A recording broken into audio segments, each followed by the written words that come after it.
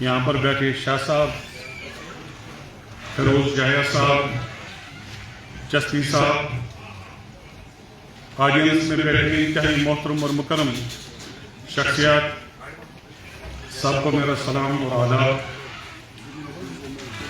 इससे पहले कि चंद गुजारिशात करूँ, फयाज तिलगानी का एक शेर याद आया जो आज के हालात और आज के मामलात और जिस तरह की मजालिस का इनकाद किया जाता है उसकी तर्जुमानी उन्होंने की है।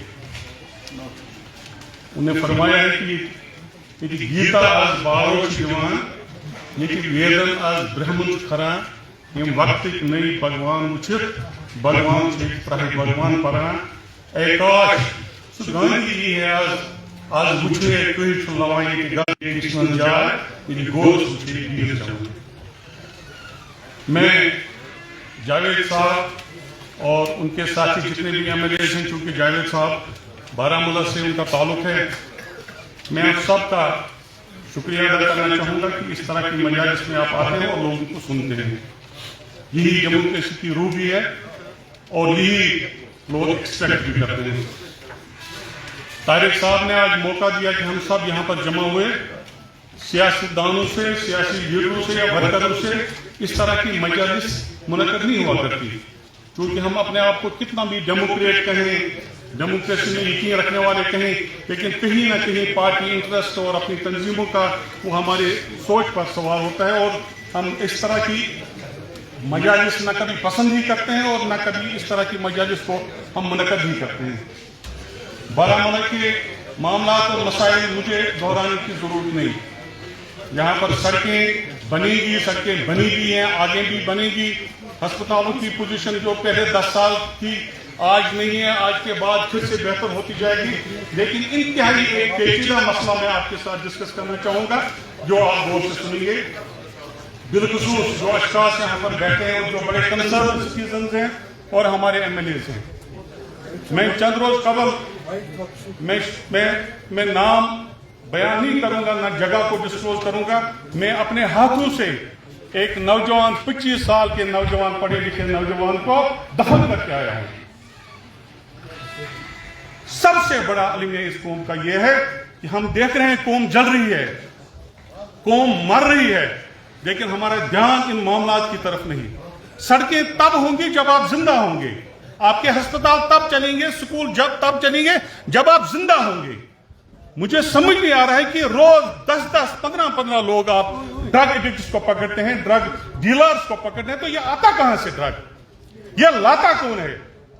एक बयान मैं आपको बताऊं, एक दोस्त मेरे पास आया, मैंने उनसे कहा बच्चा ठीक बच्चा करा, मुझे कुरान गवाह है। ही स्टार्टेड वीपिंग, मेरी तरफ देखकर रोना शुरू कर दिया। मैं तो खबर में क्या गलती गई के गलत दोपन बच्चा लोग गलत असन मज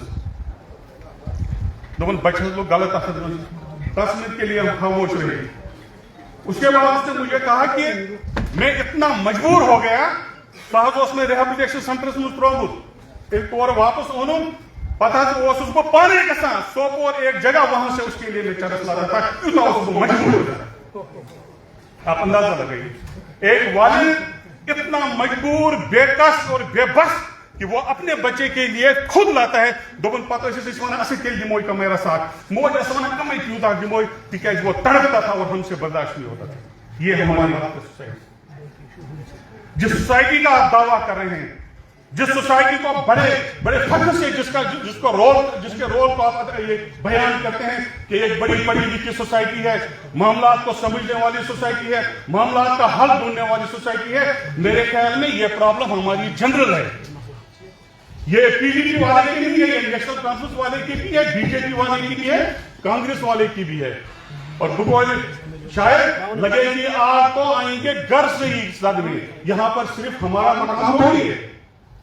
अगर मैं ये समझूं कि मेरा हमसाया मुलवस है, अगर मैं ये समझूं कोई सिख बच्चा, कोई हिंदू बच्चा मुलवस है, अगर मैं ये समझूं कि मेरे दुश्मन का बच्चा इन्वॉल्व है, तो मैं बहुत बड़ी गलती कर रहा हूं। ये कल खुदा ने बसा है, ये बीमारी मेरे घर को भी दस्तक दी। ये मामला मैंने इसलिए उठाया कि यहां पर पुलिस के जिम्मेदार हैं, الطاف صاحب بھی ہیں, فیروز صاحب بھی ہیں. ویسے بھی میں نے پروگرام کیا تھا 2-3 دن کے بعد آپ کے پاس آنے ہی والے تھے وفد لے کر.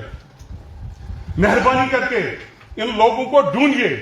سول سوسائٹی کا کام ہے جو یہاں پر ابھی ہمارے مغلوث صاحب نے تقریر کی, میں سوچ رہا تھا کہ اس پر بات کریں گے.